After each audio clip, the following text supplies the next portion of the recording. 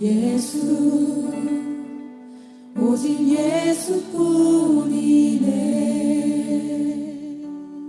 자, 우리가 이제 아까 한 건 하나님의 그 속성이었고요. 이제 하려고 하는 것은 하나님 주권과 섭리인데, 다르게 말하면 하나님의 그 사역이라고 할 수가 있습니다. 보통 이제 하나님을 이해할 때 그분은 누구신가, 이것과 연관된 것이 이제 속성이에요. 성품을 알 때 그 존재를 우리가 잘 알 수 있기 때문에, 그 다음에 또 하나 알아야 할 것이, 그 존재를 알려면 그 존재는 무슨 일을 하는가, 이걸 알아야 되거든요. 그래서 속성과 사역을 알면 그 존재를 잘 알게 됩니다. 그럼 사람도 마찬가지. 어떤 인간을 알고 싶으면 그 인간의 뭘 알아야 돼요? 속성을 알아야 돼요. 성품을 알아야 돼요. 그 다음에 그 사람이 뭘 하는가, 가장 기본적으로 직업으로 시작해가지고 실질적으로 무슨 일을 하면서 살아가고 있는가, 이걸 알면 그 사람의 존재를 우리가 잘 파악할 수가 있는 거죠. 하는 일을 모르거나 성품을 모르면 존재 파악에 실패하는 겁니다. 그러면 이제 사기 당하는 거예요. 사기꾼한테 왜 당하냐면은 그 존재의 속성을 잘 파악을 못하고 있거나 하는 일이 뭔지를 제대로 파악을 못하고 있으니까 당하는 거잖아요. 아무튼 하나님도 그렇고 예수님도 그렇고 성령님도 그렇고, 우리가 안다고 할 때, 그분을 안다고 할 때, 하나님을 안다고 할 때 그 성품과 하는 일, 예수님을 안다고 할 때도 다른 거 다루지 않아요. 예수님은 어떤 분이신가, 어떤 속성을 가지고 계신가, 이거하고 그 다음에 그분은 어떤 일을 하시는가, 이거 성령님은 누구신가, 속성이 어떠한가, 그 다음에 성령님은 어떤 일을 하시는가, 항상 그 두 가지 틀로 어떤 존재를 이해해 갑니다. 그래서 신론, 기독론, 성령론 하면 항상 다루는 것이 속성 다루고 뭘 다루겠어요? 사역, 하는 일을 다룹니다. 하나님과 연관해서도 우리가 직접적으로 사역이란 말 안 쓰고 있지만, 하나님의 주권과 섭리, 이 부분이 뭐냐면 그 사역, 무슨 일을 하시는가, 이것과 연관된 내용이에요. 이 하나님의 사역과 연관해서 첫 번째가 하나님의 주권입니다. 주권. 하나님 주권이 뭐예요? 하나님께서 우주 만물 창조하시고 모든 것을 자신의 절대적인 권한으로 통치해 가시는 것, 이걸 우리가 뭐라고 말하냐면 하나님의 주권이라고 합니다. 그분의 뜻대로 다 이루어 가시는 것, 이게 주권이에요. 우리가 또 많이 쓰는 말이 뭐냐면 하나님의 섭리라는 말을 많이 씁니다. 그러죠. 주권도 교회 안에서 많이 쓰고 섭리라는 말도 많이 쓰는데, 섭리는 뭐냐면 그 하나님의 주권을 역사 가운데 구체적으로 펼쳐 가시는 활동을 섭리라고 합니다. 뭐가 먼저 있는 거예요? 주권이 먼저 있고, 그 주권을 구체적으로 펼쳐 가시는 활동을 섭리라고 합니다. 이 두 가지를 먼저 잘 잡고 있어야 돼요. 주권과 섭리. 주권은 그분의 뜻대로 모든 것을 계획하고 다스려 가는 것. 이게 뭐예요? 그게 주권입니다. 그럼 그 주권이 구체적으로 펼쳐져 가는 활동 양상을 섭리라고 하는 거죠. 그래서 크게 일단 이렇게 이제 이해하시면 되고요. 그래서 이제 주권이 설계도 또는 어떤 건축주의 뜻, 결정, 이런 이제 맥락으로 우리가 볼 수 있다면, 섭리는 뭐냐면 그 설계도와 건축주의 뜻과 결정에 따라 실제로 시공을 해나가는 과정, 이게 섭리다. 그렇게도 우리가 비유로 생각해 볼 수가 있습니다. 근데 용어를 잘 알고 우리가 쓰면 좋아요. 하나님의 섭리입니다 할 때 뭐 말인지도 모르고 그냥 하나님의 섭리입니다 할 게 아니라, 섭리가 어떤 그 개념인지를 알고 우리가 쓰는 게 좋겠죠. 이해되시죠? 예. 자, 일단 이 큰 틀을 잡아놓고 조금 그 교재는 글로만 되어 있으니까 조금 더 이해하기 쉽게 좀 더 보충 설명을 하면, 하나님 주권은 그분이 주권적인 그 권세잖아요. 그분이 모든 것을 뜻하시고 계획하시고 통치해 나가는 그 힘을 주권이라고 하는데, 이 주권은 우리가 작정, 예정. 이렇게 나눌 수가 있어요. 주권은 작정과 예정으로 우리가 나눌 수가 있는데, 작정은 인간을 포함한 모든 이 피조 세계에 대한 하나님의 주권적인 뜻, 계획, 이루고자 하시는 바, 이걸 뭐라고 말하냐면 작정이라고 합니다. 아주 넓은 개념, 제일 포괄적인 개념이죠. 주권의 제일 포괄적 개념이 뭐예요? 작정이 작정. 우리가 하나님의 작정 가운데라고 말하는, 사실 이제 이 말 하는 거죠. 하나님의 주권 가운데라는 말을 다르게 표현하는 것이 하나님의 작정 가운데 이 말이에요. 똑같은 말 하고 있는 겁니다. 다만 이제 주권이 좀 더 큰 개념이고, 작정은 주권의 한 부류의 개념인 거죠. 어찌 보면 사실 같다고도 할 수 있어요. 주권이 작정이에요. 이해되시죠? 인간을 비롯한 모든 피조 세계에 대한 그분의 주권적인 뜻과 계획, 이게 뭐다?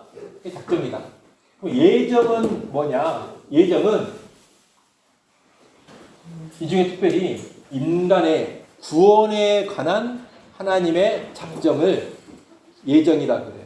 작정 중에 주권적인 뜻이 작정이잖아요. 모든 것에 대한 주권적인 뜻이 작정인데, 이 작정, 이 주권적인 뜻 가운데 인간의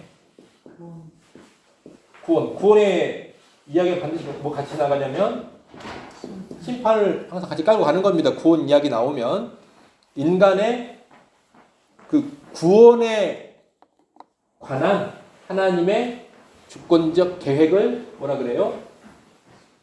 예정이라 그래요. 근데 이제 인간보다 조금 더 범위를 넓히면 인간 대신에 뭐란 말을 쓰기도 하냐면은 도덕적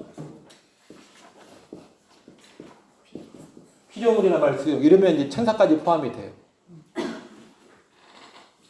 예정을 좁게 말하면 이제 인간만 말하기도 하는데, 예정을 좀 넓게 말하면 인간을 포함한 천사까지 이제 망라해서 무슨 말을 쓰냐면 도덕적 피조물에 관한 하나님의 작정, 도덕적 피조물에 대한 하나님의 주권적 뜻과 계획, 이렇게 말할 수가 있습니다. 그러니까 예정은 작정에 포함되는 거예요. 이렇게 이제 주권은 이렇게 우리가 이해할 수 있습니다. 그러니까 예정이라는 말을 쓸 때, 작정이라는 말을 쓸 때, 주권이라는 말을 쓸 때 이게 어떤 그 개념들인지를 그래도 대충 정확하게 내가 딱 정의를 말하지 못한다 하더라도 대충 이런 의미다라는 것을 우리가 알고 있어야 되겠죠. 기독교 용어니까. 그리고 이 예정은 이제 우리 개혁주의에서는 나중에 우리 구원론에서 자세히 배울 텐데 이중 예정이라 해가지고 두 방향의 예정이거든요. 하나는 선택, 또 하나는 유기. 구원받을 자를 택해주는 걸 선택이라고 하고, 유기는 죄로 인해 멸망을 가는 자들 그대로 그냥 방치해 두시는 것. 이걸 우리가 유기라 그러죠. 선택과 유기, 예정이 두 방향을 이루어지니까 뭐라 그래요? 네. 이중 예정이라 그럽니다. 나중에 다시 배울 겁니다. 자, 주권과 연관의 이 정도 개념을 딱 머릿속에 넣어 놓으셔야 돼요. 주권은 하나님 창조하신 세상에 대한 그분의 주권적인 통치 또는 주권적인 뜻과 계획, 이걸 뭐라고 합니까? 주권이나 주권, 하나님 주권이다 그럽니다. 그냥 마음대로 이렇게 하실 수 있는 그 능력이 있죠. 그 권세죠.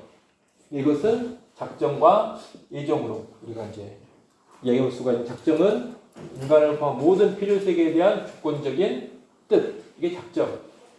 예정은 작정에 포함된 것인데 그 중에 인간의 구원 또는 도덕적 피조물에 대한 하나님의 주권적인 뜻, 계획, 이걸 예정이라고 한다. 그러니까 이해가 되십니까? 예. 그러면 이제 아까 우리도 뭐 배웠어요? 섭리 배웠죠. 섭리는 뭐라 그래요? 주권이 역사 가운데 구체적으로 펼쳐져가는 활동이 섭리예요. 하나님께서 인간과 피조 세계에 대한 그분의 주권적인 뭐가 있어요? 뜻과 계획이 있습니다. 또 예정, 인간의 구원에 관한 그분의 주권적인 뜻과 계획이 있어요. 그걸 이제 역사 가운데 뭐 하는 거예요? 실제로 이제 펼쳐 가시겠죠. 펼쳐가는 활동이 섭리의 작정이 섭리를 통해서 구현되어져 가는 것이고 또 예정이 이 섭리를 통해서 구현되어져 가는 거죠. 역사 가운데서.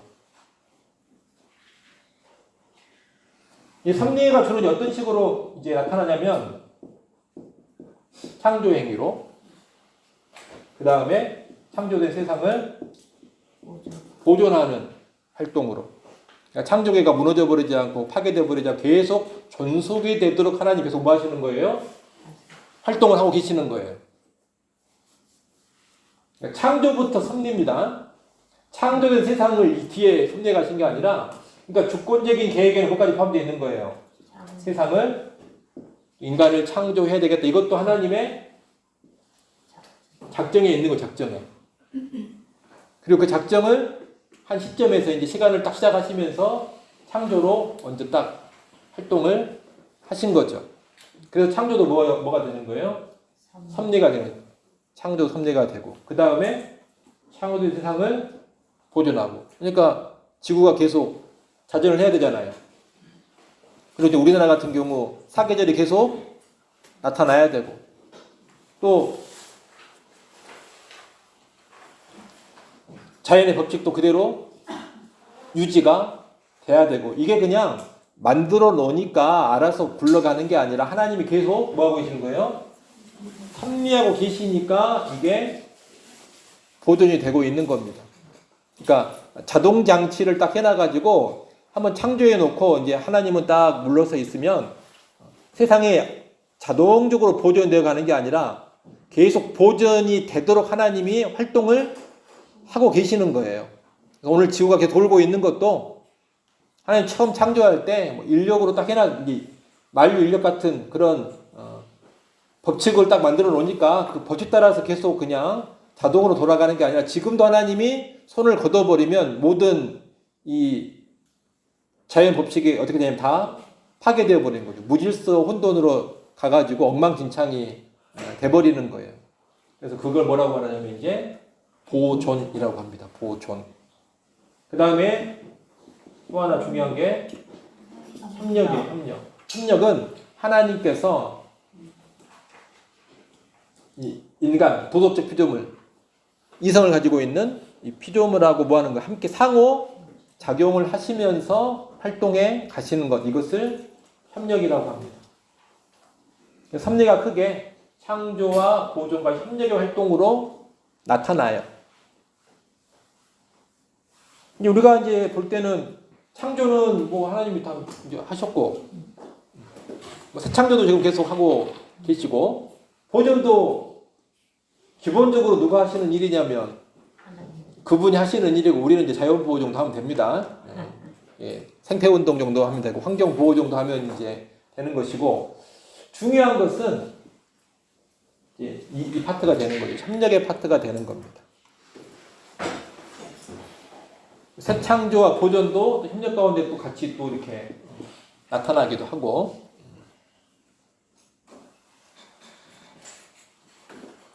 아무튼 성경에서 많이 나타나는 거 하나님의 사람들이라든가 뭐 신자든 불신자들의 막 하나님을 경외하는 자들이 대적하는 자들의 여러 가지 선택과 어떤 판단과 결정 가운데 벌어지는 일들이 다 어떤 거냐면 협력을 통해서 뭐가 하나님의 작정 또는 예정이 역사 가운데 구현되어져 가는 거예요. 이해가 되십니까? 이렇게 주권과 섭리를 먼저 크게 이해하시면 되겠습니다. 그러면서 이 섭리는 크게 섭리의 활동은 보존과 협력과 창조, 보존, 협력, 통치는 보존, 협력과 같이 이렇게 맞물려 간다고 생각이 들 것 같아요. 근데 이 섭리는 크게 우리가 어떻게 나눌 수 있냐면 아까 섭리의 활동들은 아까 말한 것처럼 창조, 보존, 협력 이런 것이고 섭리의 어떤 특성을 가지고 나누어 보면 일반 섭리하고 특별 섭리로 우리가 나눌 수가 있습니다.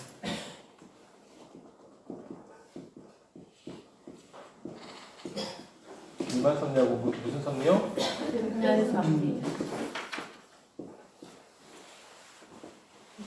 일반 섭리와 특별 섭리.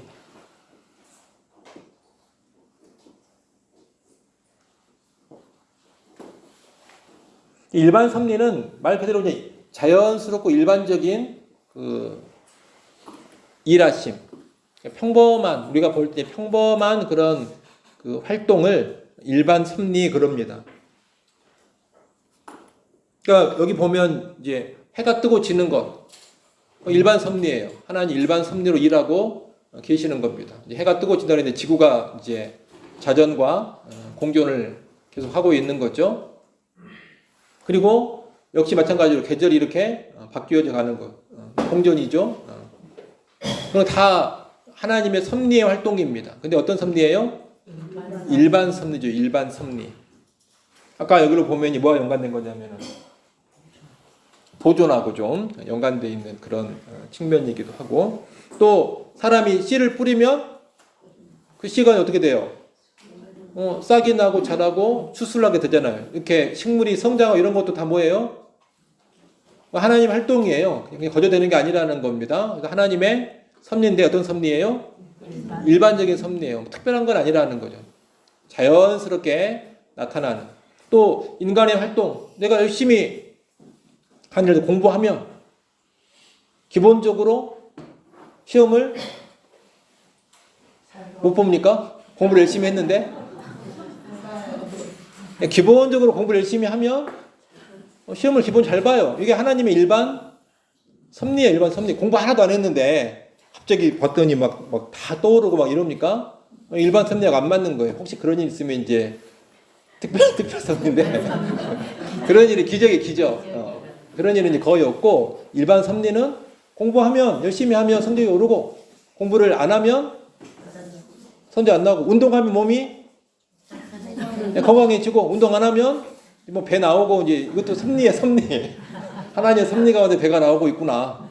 이렇게 생각을 해야 돼요. 자연스러운 그 하나님 일하심입니다.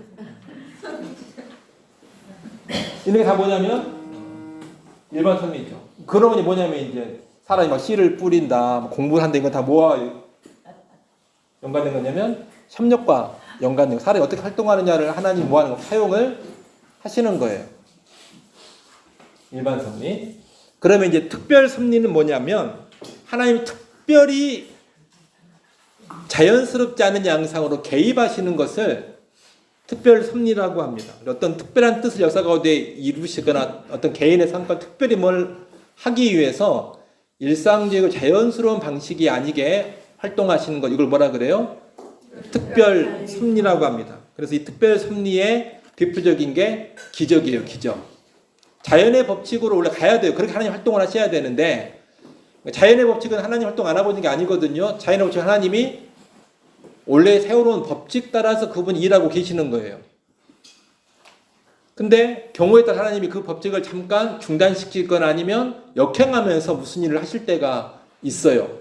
태양이 멈춰버려. 멈추면 안 되거든요. 일반 섭리로 하자면 계속 그냥 가야 돼요.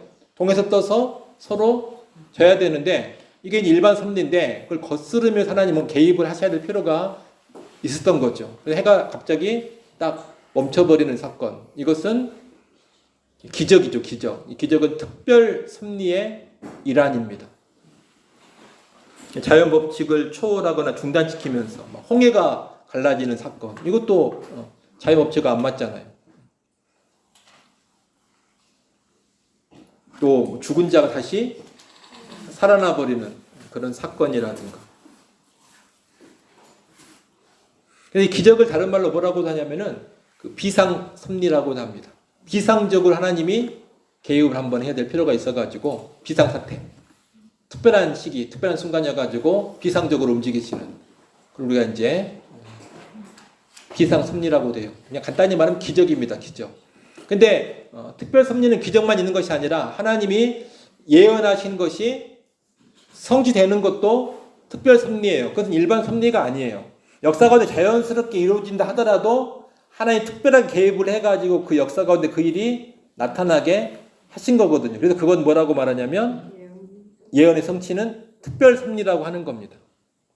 예언한 대로 어떤 역사가 딱 이루어지는 것. 이거는 그냥 자연스럽게 일반 섭리로 활동하신 것이 아니라 그렇게 되도록 하나님이 의도적으로 일을 하신 거죠. 그래서 예언의 성취도 특별 섭리. 또 역사 가운데 하나님이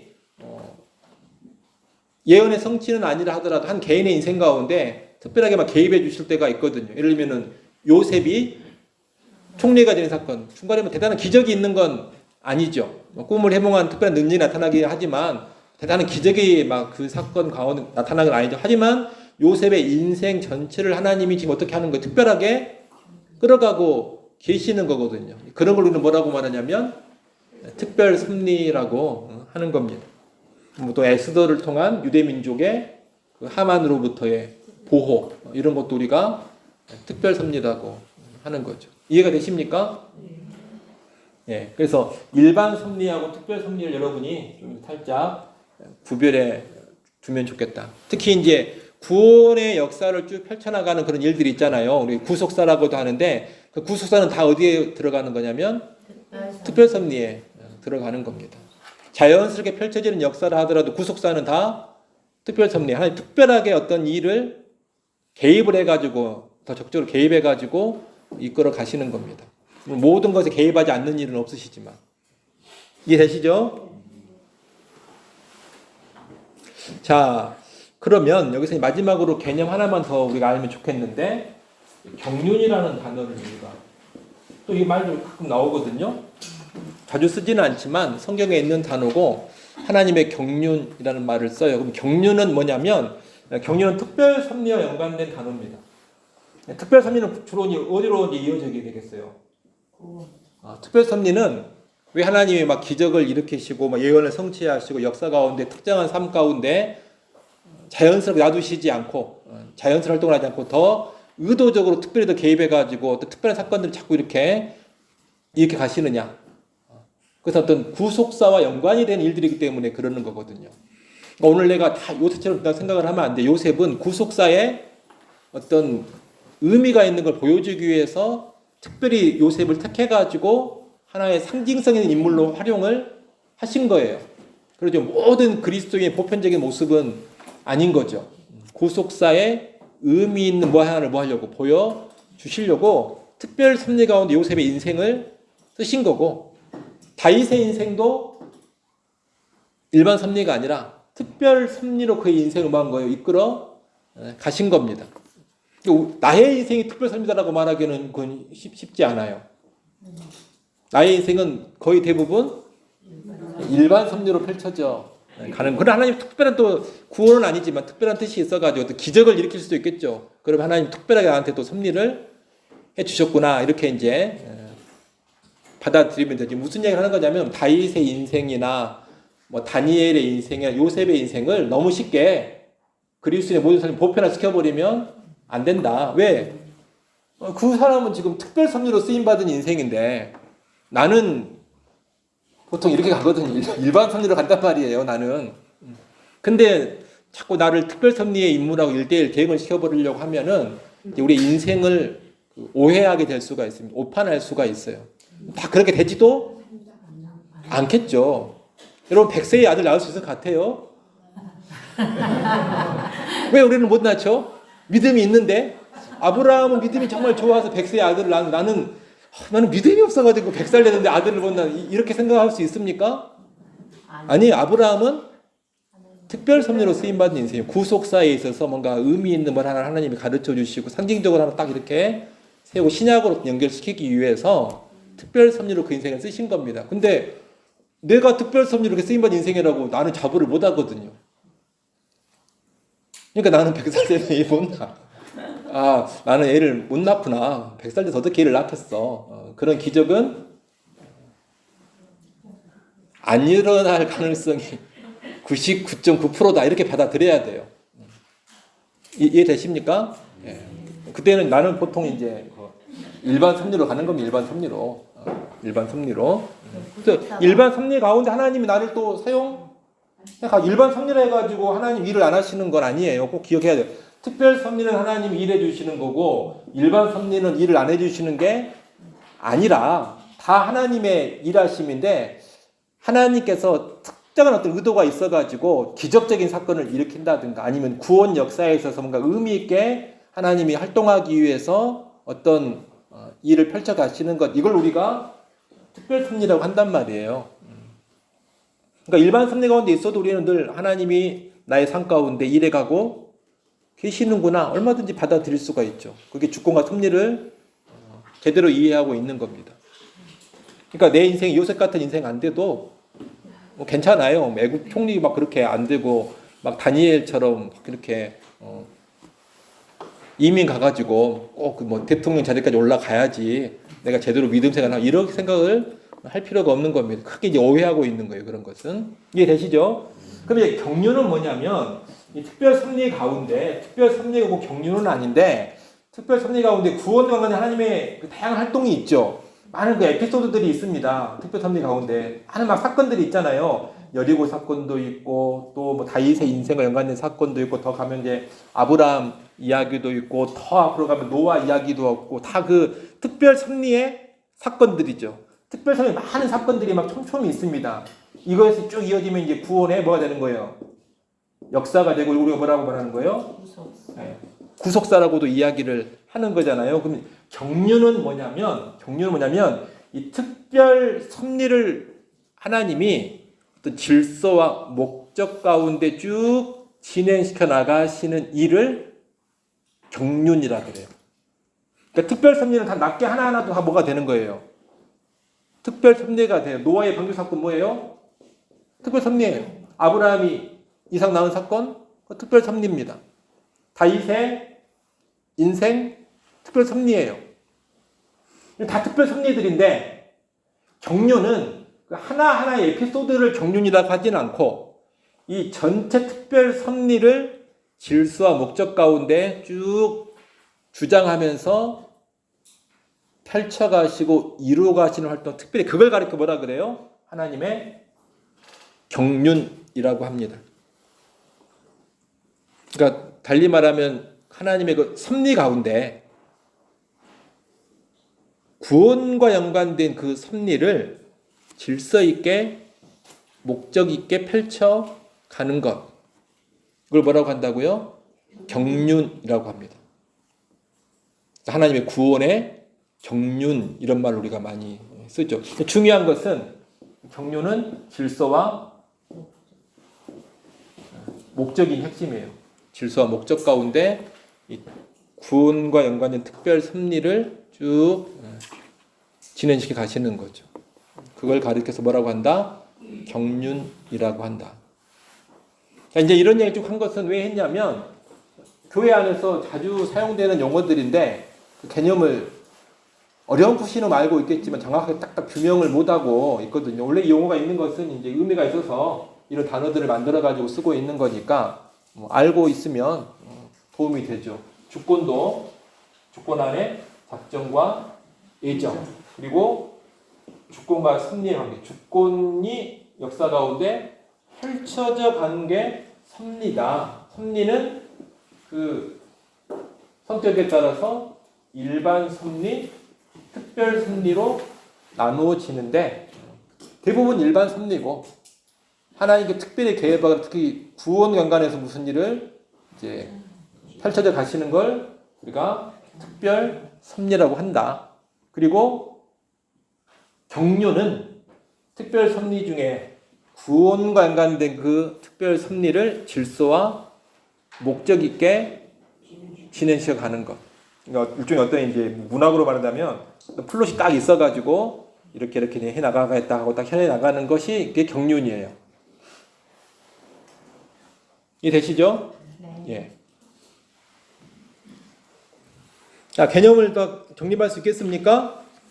예, 뭐 그 정도 아시면 되겠다 생각이 됩니다. 단어를 쓸 때 알고 써라. 제일 많이 쓰는 단어는 섭리일 겁니다. 섭리. 우리가 이제 교회 안에서 많이 쓰는 단어. 그러니까 섭리한다면 하나님의 뜻이 우리 삶 가운데 이루어져가는, 또 펼쳐져가는 하나님의 활동을 말하는구나. 이렇게 이해하시면 되겠어요. 쉽게. 주님의 뜻이 이루어지려면 섭리가 작동하겠죠.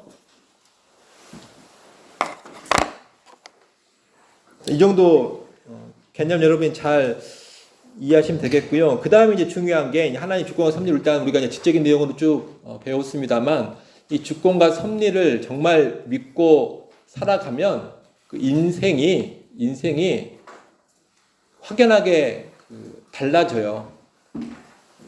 주권과 섭리를 못 믿는 인생들은 아까 하나님 속성에서도 그랬지만 주권과 섭리를 못 믿는 인생들은 항상 자기의 인생을 책임져야 되고 또 모든 것을 자기가 다 관장해야 되고 그리고 일어나는 모든 일 하나하나에 일비하면서 피곤한 인생 됩니다.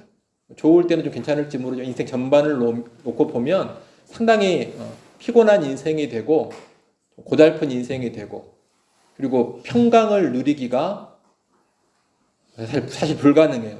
주권과 섭리를 믿지 않은 인생들은. 그래서 자녀들을 보면서도 주권과 섭리를 못 믿으면 이제 밤잠을 못 자게 되고 잠이 안 와요. 잠이 올 수가 없어요. 잠은 하나님이 안 주무신다 했는데 나도 안 자야지. 협력을 하려고 그러나 나는 자도 되는데 그분이 안 주무시고 지켜주시니까 하나님 주권과 섭리를 신뢰하고 맡기고 자면 되는데 아무튼 내가 뭔가 해야 될 것 같잖아요. 그리고 또 뭐 자녀 문제만이 아니라 내 인생 문제 연관해서도 내가 딱 그 원하는 시간표가 있고 내가 의도하는 어떤 펼쳐져 가는 그 진행표가 딱 있거든요. 이때는 이게 돼야 되고 이때는 이게 돼야 되고 내 계획인데 전지하지도 않는 내 계획이고 사실 더 중요한 건 전능하지도 않는 나의 계획이니까 되겠습니까? 안 되죠. 왜 계획대로 되면 기뻐하는지 알아요? 많이 안 되니까. 많이 안 되니까 계획대로 되면 좋은 거예요. 기분이 좋은 거예요. 늘 되면 뭐 기분이 좋겠어요. 일상 되는 게. 근데 많이 안 돼요. 우리는 계획대로. 어쩌다 한 번씩 계획대로 됩니다. 그러면 이제 그게 기분이 엄청 좋은 거죠. 이게 이제 전능하지 못한 그 모습 때문에 그러는 건데 전능은 원래 내가 가지고 있는 속성이 아닙니다. 그건 하나님께서 가지고 있는 속성이고 그 전능하신 하나님이 그분의 주권 그리고 그분의 섭리 가운데 뭔가 이루실 일을 이루어 가실 거예요. 그러니까 나는 그분께 이제 맡길 줄을 알아야 돼요.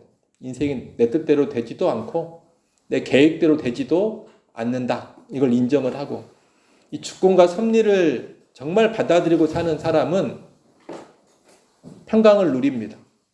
평강을 누려요. 근데 이걸 못 받아들이면 인생은 평강 누리기가 불가능해요.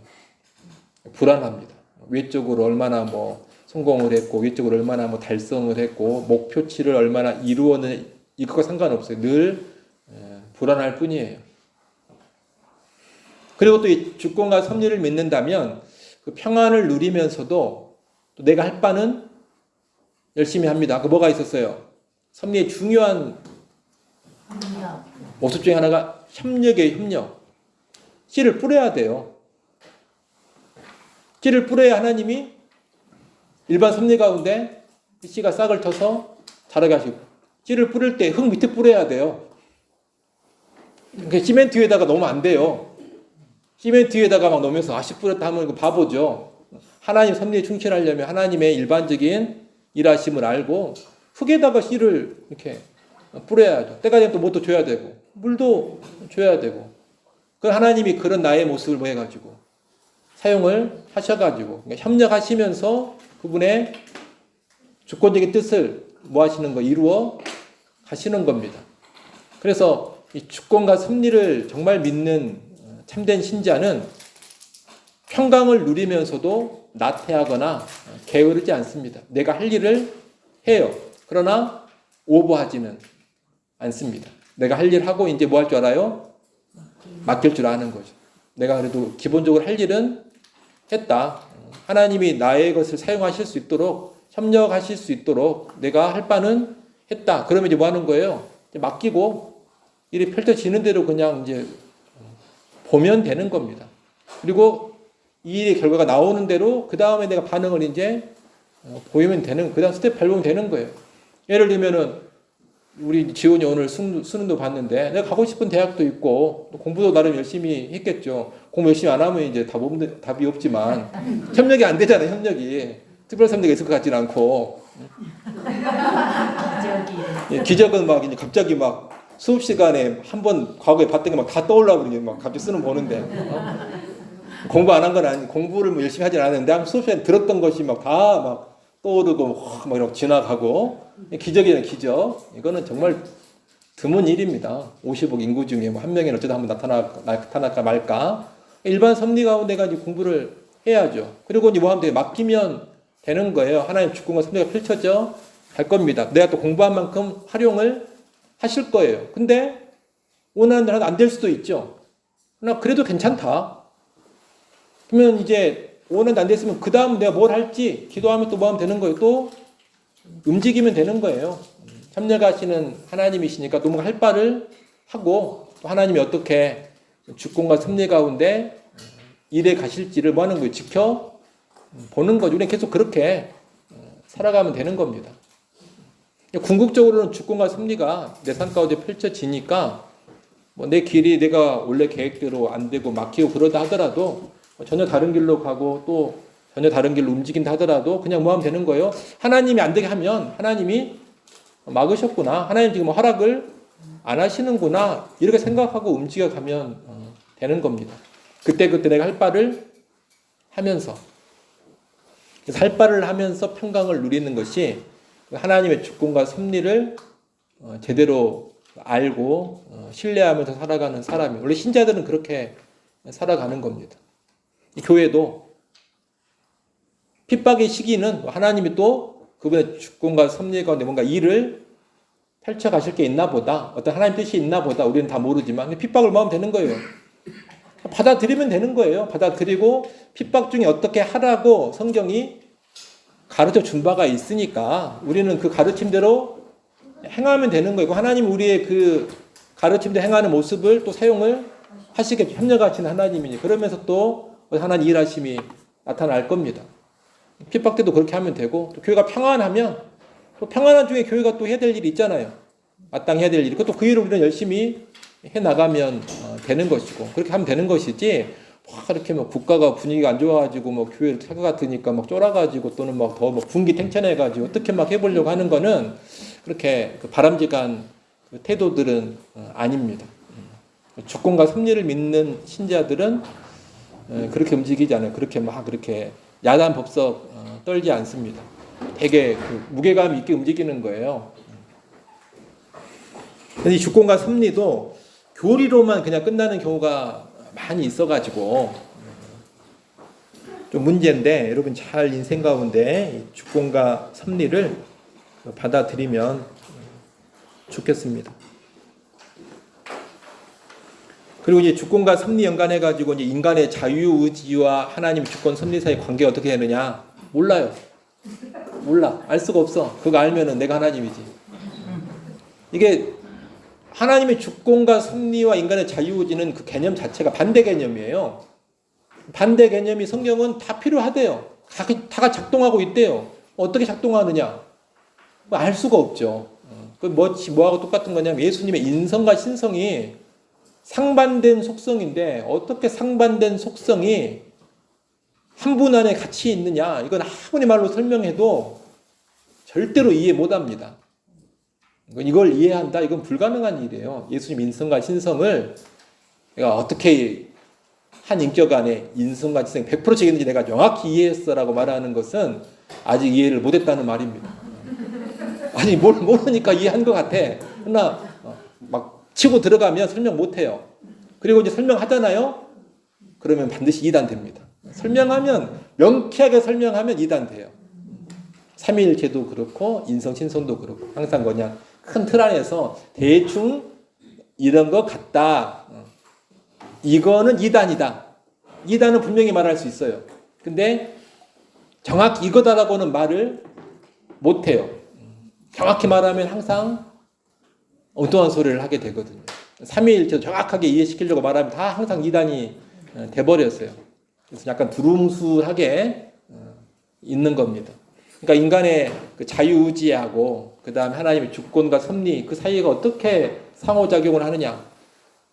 상호작용을 하는 것은 분명한데 그럼 구체적으로 어떻게 되느냐는 우리가 설명은 못한다. 그러나 중요한 것은 상호작용을 한다고 분명히 성경은 그것은 가르쳐주고 있으니까 우리는 하나님 주권과 섭리를 절대적으로 모하면서 신뢰하면서 또 우리한테 명하신 바를 뭐 하면 되는 거예요? 행하면 되는 겁니다. 둘이 조화가 어떻게 되느냐를 생각할 것이 아니라 주권과 섭리대로 우리가 그대로 받아들이면서 믿음의 반응을 보이고, 인간의 자유의지의 행위는 그건 그대로 또 받아들이면서 우리가 할 바를 하고 신앙생활을 하면 되는 거예요. 이해되시죠? 그래서 막 고민할 시간에 할 바를 해라, 이렇게 말하는 게 제일 좋겠습니다. 자, 아무튼 주권과 섭리, 여러분이 꼭 그 삶 가운데 실체화 시켰으면 좋겠고요. 마지막으로 이제 신론에서 우리가 다루어야 될 것이 삼위일체입니다. 삼위일체. 삼위일체는 되게 중요한 우리 기독교의 교리죠. 이 삼위일체는 하나님의 존재 양식에 대한 교리예요. 존재 양식. 하나님이 어떻게 존재하고 계시는가. 근데 어떻게 존재하신다라는 거예요? 네, 삼위 일체로 존재하신다. 일체는 본질이 하나다, 이 말이 본질이 하나다. 한자로 일체, 채자를 썼어요. 삼위는 인격, 보통 이제 위격이라고 하는데 위격이 셋이다. 본질은 하나, 이게 일체. 인격이 셋, 이것은 삼위라고 합니다. 그래서 우리가 삼위일체. 하나님은 이렇게 존재하신다. 이게 삼위일체죠. 하나님은 본질상 한 분이신데 성부와 성자와 성령이라는 세 위격 또는 세 인격으로 존재하신다라는 겁니다. 이해가 안 되는 것이 맞아요. 이해가 안 돼야지. 셋이면 셋이고 하나면 하나지. 어떻게 하나이면서 셋이다. 이게 말이 됩니까? 그래서 이걸 설명하려고 하면 항상 이단이 됐어요. 명쾌하게, 내가 삼위일체 명쾌하게 설명해 줄게 하는 사람은 다 이단입니다. 명쾌하게 설명을 할 수가 없어요. 명쾌하게 설명하는 순간 하나님의 존재를 내가 다 파악을 했다라는 건데 불가능한 일이거든요. 다만 우리는 성경이 어찌됐건 본질은 하나인데 그 육격은 셋이라는 것을 분명히 이야기하고 있기 때문에 서로 양립되는 주장임에도 불구하고 성경이 말하고 있으니까 그냥 그걸 그대로 하는 거예요. 수용을 할 뿐이에요. 그냥 받아들일 뿐입니다. 예수님의 인성신성과 똑같은 개념이에요.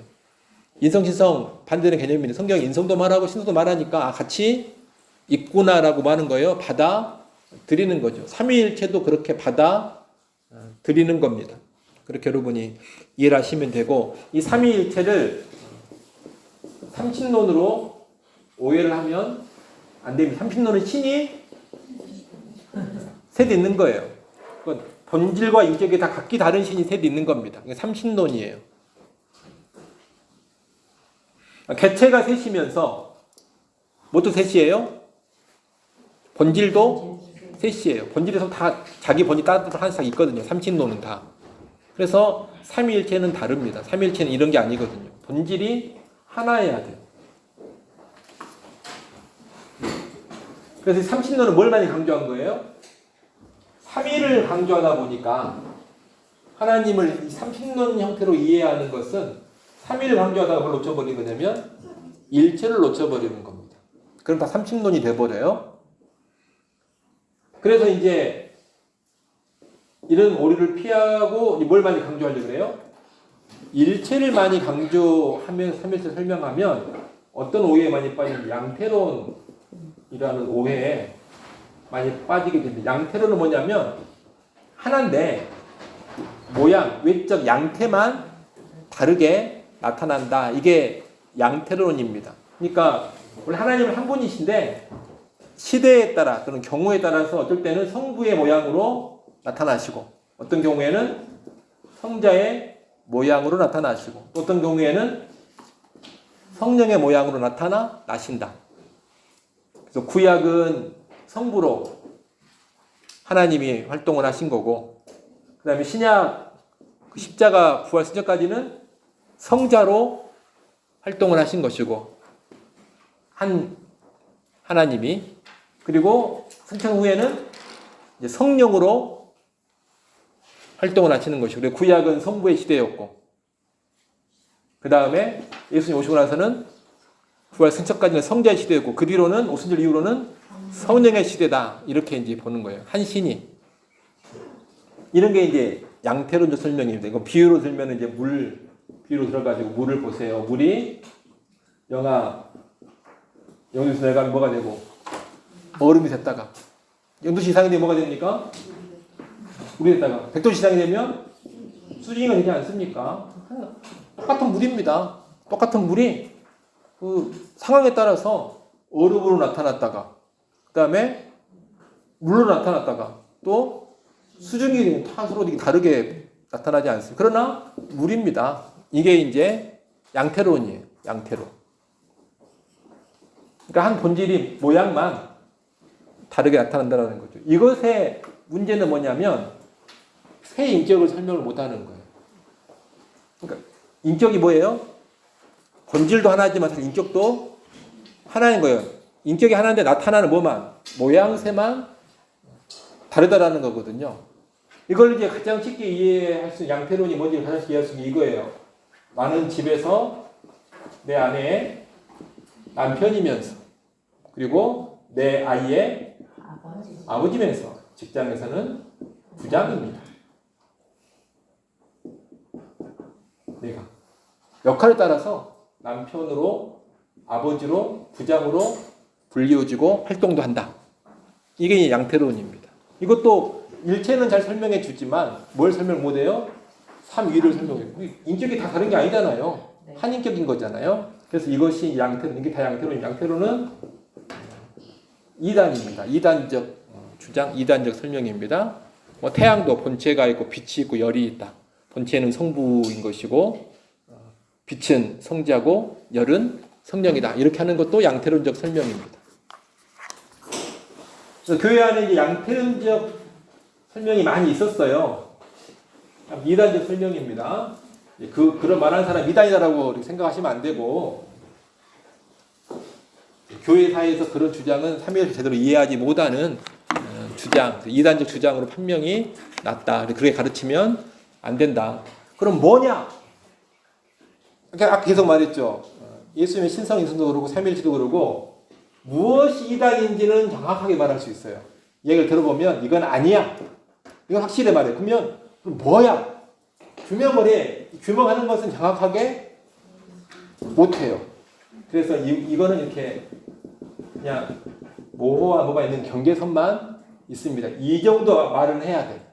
근데 이걸 벗어나는 어떤 말을 하면 이단이야. 그러니까 틀린 것은 확실히 말할 수 있어요. 무엇이 삼위일체가 아닌지는 이야기 들어보면 명확히 할 수 있어요. 그 삼위일체 아니야. 이거 말할 수 있지만 그러면 삼위일체는 이것입니다라고 명확하게는 말을 못해요.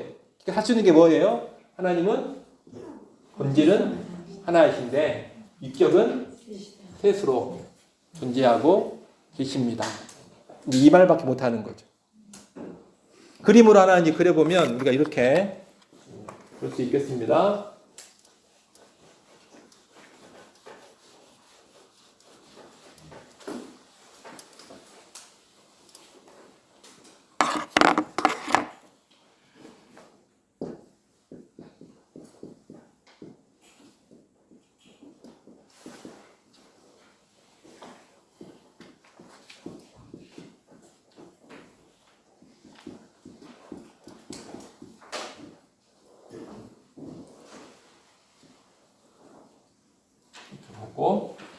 성부는 하나님이시다. 그리고 성자도 하나님이시다. 그리고 성령도 하나님이시다. 이렇게 말을 해야 돼요. 성부도 하나님이시고 성자도 하나님이시고 성령도 하나님이시다. 그런데 성부는 성자가 아니다. 성자도 성령이 아니다. 그리고 성부도 성령이 아니다. 딱 이 정도로. 성부도 하나님이시고 성자도 하나님이시고 성령도 하나님이신데 성부는 성자가 아니고 성자는 성령이 아니고 또 성령은 성부가 아니다. 이 정도로 우리는 그림으로 이해할 수 있습니다. 이렇게 이제 삼위일체를 말할 수 있겠어요. 진술로 말하면 하나님은 한 본체, 한 본질 안에 성부, 성자, 성령의 세 위격으로 계시는데 그 세 위격의 영광과 권능과 능력은 동등하다. 그러니까 이렇게 이제 할 수 있습니다. 진술로 한다면.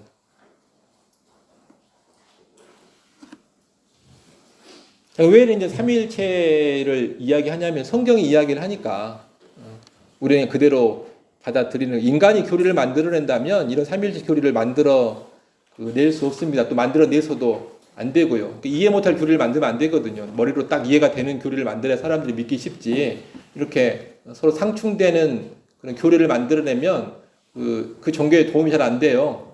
딱 들었을 때 쏙쏙 그렇구나 명쾌하게 딱 이해가 돼야 포교에 도움이 됩니다. 삼위일체는 이성적으로 만들어낼 수 있는 그런 교리는 아니거든요. 근데 왜 이 교리가 나타나게 됐냐면 성경이 그렇게 이야기를 하고 있으니까 우리는 그냥 그대로 그 계시를 뭐 하는 거예요? 특별 계시를 그대로 받아들이는 거죠. 수용한 거죠. 성경에 이제 그런 삼위일체의 큰 것들이 여기저기 나옵니다. 구약 성경에 보면 창세기에 우리의 형상을 따라 우리의 모양대로 우리가 사람을 만들자, 이런 우리라는 복수 형태가 등장을 하고요.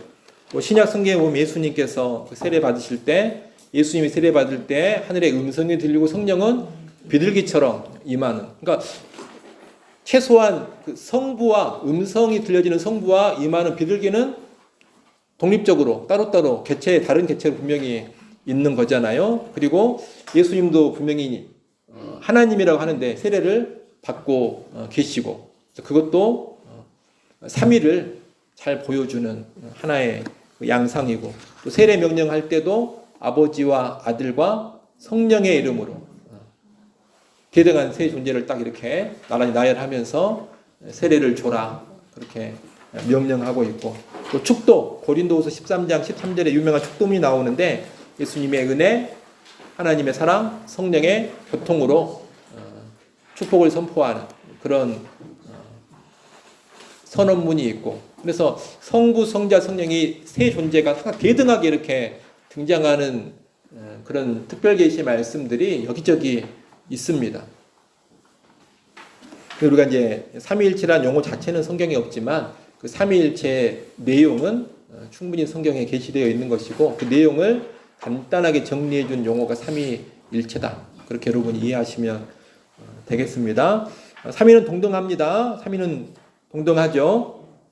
어떤 한 인격이 더 낮거나 높거나 이런 건 없어요. 다만 논리적인 순서가 있고, 성부, 성자, 성령의 순서를 항상 이야기를 하고요. 논리적인 순서가 있고, 그 다음에 어떤 사역에 있어서 세 분이 함께 일을 해나가시는데 그 역할에 차이가 있습니다. 예를 들면 이제 구원과 연관된 이야기를 하면 하나님은 이 구원과 연관해 가지고 성부 하나님은 계획을 세우시는 걸 주로 하시고, 그러니까 선택, 예정 이런 건 주로 이제 누구의 소관이냐면 성부의 소관으로 언급이 되고, 그 다음에 그 택하고 예정한 자들을 구원하기 위해서 대속을 감당할 그 사역은 성자가 감당을 하는 일을 하고, 그 다음에 성자가 이룬 그 구원의 사역을 이제 택한 백성 한 사람 한 사람한테 구체적으로 적용을 시켜서 그 복음을 듣고 믿음을 갖게 하는 일은 성령께서 하시고, 이렇게 이제 역할 분담이 이루어집니다. 에베소서에서 그걸 잘 보여주고 있죠. 그래서 성부는 구원을 뭐 하시고? 계획하시고, 성자는 그 계획을 성취하시고, 성령은 그 성취된 일을 저주. 적용하신다. 물론 이렇게 보통 이야기를 합니다. 이해되시죠? 이 삼위일체는 아무튼 이해 명확히 못하는 거라 그랬습니다. 이제 하나만 더 이야기하고 마치겠습니다. 교재에는 이제 내용이 빡빡하니까 또 좀 난해하다기보다도 어려운 내용을 느낄 수 있어서 안 썼습니다만, 이제 성부, 성자, 성녀의 관계를 항상 삼위일체를 말할 때 어떻게 이야기하냐면은, 성자는 성부로부터 나셨다 그래, 나셨다. 이걸 조금 한자를 쓰면은 발생이라고 합니다. 요한복음 1장 14절이라든가 18절 보면 무슨 개념이 나오냐면 독생이라는 개념이 나오거든요. 나셨다. 이게 나셨다 개념이거든요. 독생자, 나신 아들. 그래서 성부는 성자로부터 나셨다라는 말을 씁니다. 골로새서 말씀 한번 찾아보세요.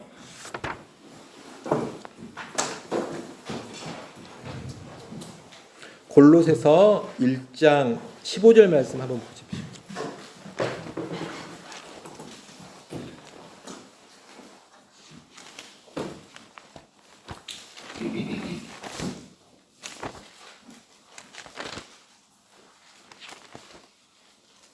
(1장 15절) 골로새서 1장 15절 찾으셨습니까? 네. 한번 읽어보세요. 그는 보이지 아니하는 하나님의 형상이시요 모든 피조물보다 먼저 나신 이시니. 성자는 지음받았다라고 하지 않아요. 지어졌다고 하지 않고 항상 성경은 나셨다라는 표현을 씁니다. 나셨다라는 표현을. 그래서 성자는 성부로부터 나셨다. 이거는 이제 발생이라고 한자로는 이야기를 합니다. 나신 분이나 지음 받은 분이 아니라 나신 분. 그러면 성령은 어떤 분이요? 성부로부터 나오신 분이라고 그래요. 나오신 분. 이걸 한자로는 발출이라고 합니다. 이것도 그냥 괜히 사람들이 신학자들이 만든 용어가 아니라 성경에 이 표현이 있으니까 이렇게 하는 거예요. 예수님 성자는 말할 때 항상 나셨다라는 표현을 쓰고 있으니까 삼위일체계 할 때 그 관계를 말할 때 성자는 성부로부터 나셨다라고 하는 거예요. 성경에 있는 표현을 그대로 쓰고 있는 겁니다. 학자들이 그냥 이거 같다라고 한 게 아니에요. 그 다음에 성령은 성부로부터 뭐 했다? 나오셨다 그래요. 어디에 그 표현이 있냐면 요한복음 15장으로 간 그 표현이 나옵니다. 한번 찾아보세요. 요한복음 15장 26절 말씀을 한번 보십시오.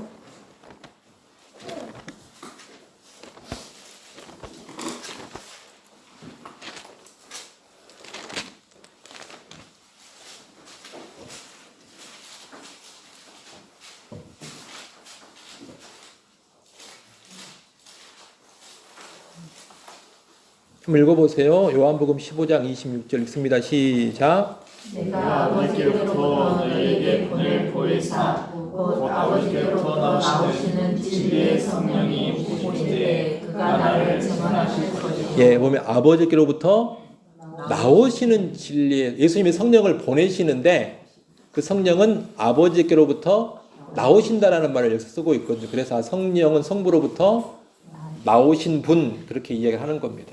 성자는 성부로부터 나신 분이라고 하고 성경의 표현을 그대로 갖다 그냥 쓰고 있는 겁니다. 이게 뭘 의미하는지 정확하게 알 수 없습니다. 성경은 딱 이렇게 표현만 하고 있거든요. 그럼 신학자들은 이제 나셨다라는 것은 이런 의미가 아니겠느냐, 나오신 것도 이런 의미가 아니냐 막 이렇게 약간 설명을 하지만 사실 성경 자체에서는 더 이상 설명을 안 하고 있어요. 그래서 이걸 설명하는 여러 가지 이제 이야기들은 그 사람들이 신학자들이 나름 논리적으로 이제 추론해가지고 이런 거 아니겠느냐라고 추론하는 것에 지나지 않습니다. 그래서 우리는 이제 그런 것까지 굳이 알 필요는 없고 우리가 전문적으로 삼위일체를 공부할 것은 아니기 때문에 다만 성경의 표현을 따른다면 성자는 성부로부터 나오셨고 성령은 성부로부터 나오셨다고 성경은 진술을 한다. 관계성 이렇게 되는구나. 성부, 성자, 성령이 나으심과 나오심의 관계로 뭔가 이렇게 정립이 되는구나. 그 정도로 우리는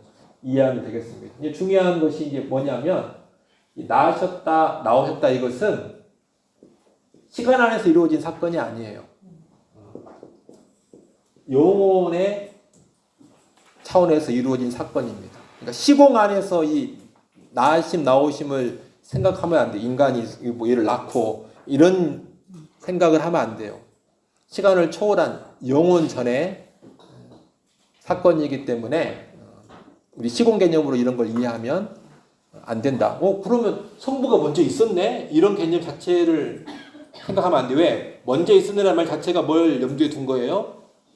시간을 염두에 두는 거예요. 현재, 과거라는 개념이 들어와 있으니까 먼저 있었네? 이 개념이 나오는 거죠. 근데 이거는 하나님은 시간을 초월해 계신 영혼의 존재이기 때문에 성부가 그러면 성자보다 먼저 있었겠네 이런 말 자체를 용납하지 않습니다. 이런 말이 안 통해요. 이해되십니까? 그리고 이제 더 중요한 것은 뭐냐면 이 나으셨다, 나오셨다 이런 것은 실제 정말 이게 어떤 팩트의 사건으로 그런 일이 벌어졌을까? 라고 할 때 그런 것은 아닐 것이다 라고 많이 봅니다. 정말 나심의 사건, 나오심 사건 실제로 정말 영혼 전에 팩트로 이 사건이 있었을까 이렇게 보기보다는 하나님이 서로 이 삼위가 분명히 있는데 삼위의 관계를 인간이 이해할 수 있는, 그나마 이해할 수 있는 뭘로? 용어로 뭐를? 이 삼위의 어떤 관계성이 있다라는 것을 그나마 설명해주는 인간적 언어로 설명해주는 표현이다. 이렇게 우리 개혁주의에서는 많이 봅니다. 무슨 말인지 이해가 되십니까? 실제 이 사건이 막 정말 나오고 이런 정말 팩트적인 사건이 있었다. 이렇게 이제 보는 사람도 있어요. 이렇게 보는 견해도 있습니다. 서방교회는 뭐 그렇게 많이 봅니다. 동방교회는 그렇게 보지 않고 삼위의 관계성을 인간이 이해할 수 있는 언어로 뭐 한 거다. 그냥 설명해주는 차원, 표현해주는 차원에서 이 용어들을 쓴 거다. 이렇게 봐요. 동방교회에서는 좀. 근데 우리 개혁파, 개혁주의는 이 삼위일체를 이해하면서는 좀 이렇게 동방교회가 이해하는 바를 좀 많이 받아들인 것 같습니다. 무슨 말이 되십니까? 네. 중요한 건 뭐냐면 성부, 성자, 성령 분명히 한 개체 인격으로 뭐하고 계시고 존재하고 상호간에 뭐가 있는 긴밀한 관계성이 있다라는 것은 우리가 분명히 알 수가 있죠. 그리고 이제 뭐 이야기는 다 했고 성부가 성령과의 관계에 있어서 성령이 성부로 나오신다고 했는데 이제 서방 교회라든가 또 우리 종교 개혁자들은 이제 다른 여러 성경의 구절들을 참고로 해가지고 그걸 종합해서 성부만이 아니라 성부와 성자로 나왔다고 해도 무방하겠다 이렇게 이제 받아들입니다. 근데 동방교회는 성경에는 명확하게 나온 구절은 성부로부터만 나오시다가 되어 있지 성자로부터 나왔다는 구절은 정확하게는 없어. 추론은 할 수 있지만 명확한 구절이 없으니까 우리는 그걸 받아들일 수 없어. 성령은 성부로부터만 나오신 거야. 이렇게 이제 고수하는 데가 동방교회. 그 다음에 아니야. 성부 플러스 성자. 성부와 성자로부터 나오셔라고 이제 받아들이면 이제 서방교회가 되는 거예요. 이걸로 이제 1054년에 교회가 이제 이렇게 동방 서방 나눠진 겁니다. 이 필리오케라는 단어가 케가 그리고 엔드예요. 그리고 이제 필리오는 아들로부터라는 라틴어입니다. 그러니까 그리고 아들로부터 이제 라틴어를 한 단어죠. 이 필리오케를 신앙 고백에 넣느냐 넣지 않느냐. 이제 서방교회는 뭐 하려고 했어요? 필리오케를 성부로부터에다가 이걸 하나 넣고 싶은 거예요. 이렇게 성부 그리고 성자 로부터 이렇게 하고 싶은 거고 동방교회는 이거 필요케 넣으면 안 돼. 원래 니케아 신경은 필요케가 없거든요. 넣지 마. 원래대로 해.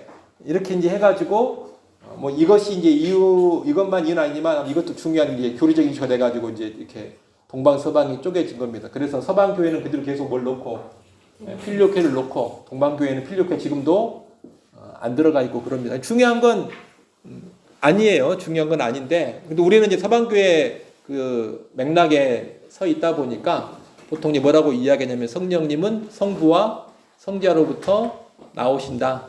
이런 고백을 합니다. 우리는. 그러나 성경 본문은 성부로부터 나오신다. 명확하게 있는 건 이제 그 요한복음 15장 26절이다라고 참고로 알고 계시면 되고요. 그게 썩 중요한 건 아니고 중요한 건 뭐예요? 성부, 성자, 성령 삼위 간에 뭐가 있다? 깊은 상호 간의 관계성을 가지고 계신다. 이게 이제 핵심으로 여러분 이해하시면 되겠습니다. 예. 이 삼위일체와 연관해가지고는 하나만 이제 적용 차원에서 이야기하고 이제 마무리하면 원래 이제 우리 그 기독교는 그 삼위일체 신앙을 고백하고 이게 이 삼위일체가 다른 모든 이방 종교들하고 구별되는 되게 중요한 핵심이거든요. 삼위일체하고 그 다음에 그 대속의 십자가를 통한 은혜의 구원이 되게 독특한 특징이거든요. 그래서 기독교 신앙생활, 기독교 예배에는 항상 뭐가 많이 강조돼야 되냐면 이 두 개가 많이 강조가 돼요. 하나는 삼위일체. 우리가 예배하는 하나님은 삼위일체 하나님이라는 것이 늘 의식되면서 예배가 되어져야 되고, 그 다음에 우리의 예배 가운데는 대속의 은혜로 구원받은 자들이 하나님께 예배하는, 삼위 하나님께 예배하는 거다. 이 개념이 잘 나와 있는 게 기독교다운 겁니다. 근데 이제 알게 모르게 이 삼위일체 신앙이 많이 좀 흐려져 가지고 삼위일체라고 신앙 고백을 하는데 우리 신앙을 생각해 보면 삼위일체를 안 믿는 건 아닌데 많이 나타나는 양상은 약간 그 삼위일체 신앙보다 약간 단신론적인, 뭔 말이냐면 그냥 성부 하나님만 이렇게 집중하는 이런 경향이 은근히 이렇게 있어요. 여러분들 로만 카톨릭이라든가 동방 종교라든가 또 원래 우리 삼위일체 처음에 되게 강조도 종교개혁 초기 또 17, 18세기 그 레벨을 가면 기도할 때도 항상 성부, 성자, 성령을 다 항상 언급하면서 그렇게 이야기를 하고, 찬송도 여러분 예배송 그 보면 임내송 보면 항상 성부와 성자와 성령이 보통 항상 언급이 됩니다. 왜 그냥 우리는 어떤 신앙이냐면 삼위일체 신앙이기 때문에 처음 예배할 때도 성부, 성자, 성령이 보통 언급이 되는 그 예배송들, 송영은 항상 그런 내용으로 많이 되어 있어요. 이게 삼위일체 신학이라고 하거든요. 근데 좀 어찌됐건 그 현대로 오면서 원래 우리가 안 그랬는데 이 삼위일체 신앙이 은근히 많이 이렇게 이제 흐려져 있는 것이 이제 없잖아 있습니다. 오히려 뭐 카톨릭이나 이런 데가 더 잘 남아 있는 것 같아요. 삼위일체 하나님에 대한 의식이 더 거기가 뚜렷하게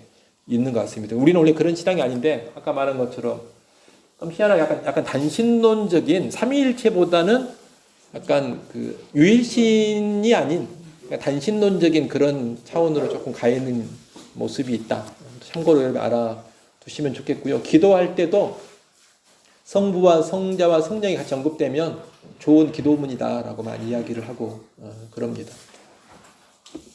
근데 뭐 일단은 찬송에서부터 성부, 성자, 성령이 함께 언급되는 그 찬송을 조금 더 부르면 더 좋을 수 있겠다 이런 생각을 합니다.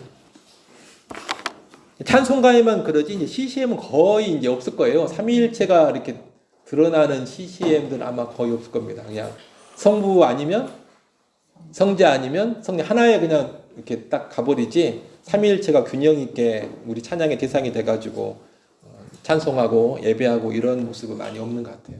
참고로 알아두시라고 말씀드렸습니다. 질문 있나요? 예. 기도 이제 예배가 아니라 예. 그 기도에 있어서는 성부 하나님께 성령 하나님의 도우심을 받아가면서 성자 예수님의 이름으로 드리는 것. 예. 이렇게 말을 흔히 하지 않습니까? 예, 그렇게도 하는데 이제 뭐냐면 기도할 때 감사할 때도 우리가 어떻게 감사할 수 있냐면은 성부께 대한 감사가 나올 수 있어요. 그 성부 하나님 우리를 창세전에 택하여 주시고 우리를 구원하사 아버지의 자녀 삼아 주신 것에 감사를 드립니다.